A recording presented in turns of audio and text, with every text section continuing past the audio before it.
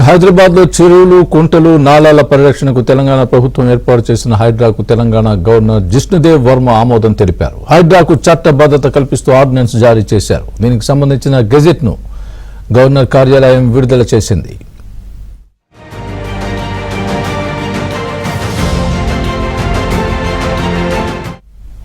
ఇదే విషయానికి సంబంధించి పూర్తి అప్డేట్ మా ప్రతినిధి నర్సింగ్ చెప్తారు. నర్సింగ్.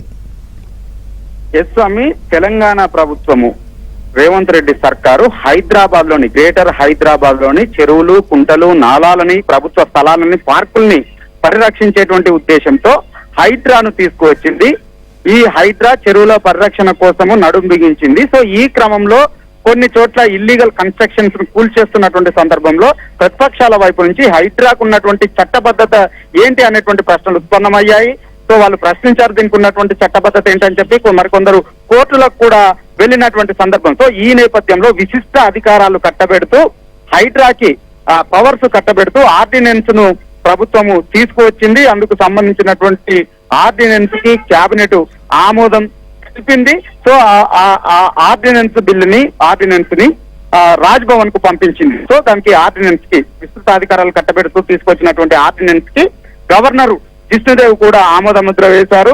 సో గెజిట్ ని కూడా విడుదల చేశారు. ప్రధానంగా విస్తృతమైనటువంటి అధికారాల్లో ఏంటి అనంటే ఇప్పటి వరకు గ్రేటర్ హైదరాబాద్ పరిధిలో ఈ చెరువులు కుంటల పరిరక్షణకు సంబంధించి బాధ్యత జిహెచ్ఎంసీకే ఉండింది. ఇక ఇండ్లకు అనుమతులు ఇవ్వడము, ఇల్లీగల్ అయితే వాటిని కూల్చేసేటువంటి హక్కు అధికారాలు కూడా జిహెచ్ఎంసీకే ఉన్నాయి.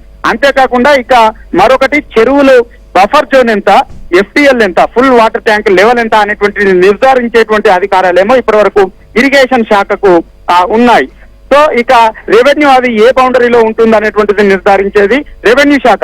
సో వీటన్నింటికి సంబంధించినటువంటి విషయాల్లో ఆయా శాఖలకి బిల్లులకి అమెండ్మెంట్ చేసి ఇటు ఇరిగేషన్ అదేవిధంగా జిహెచ్ఎంసీకి సంబంధించినటువంటి చట్టాలకి కొన్ని సవరణలు చేసి ఆ అధికారాలని హైడ్రాకు బదలాయిస్తూ ఈ ఆర్డినెన్స్ ను రూపొందించారు.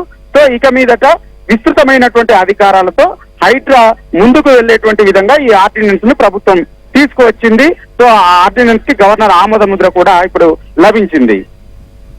Right, thanks for the update nursing.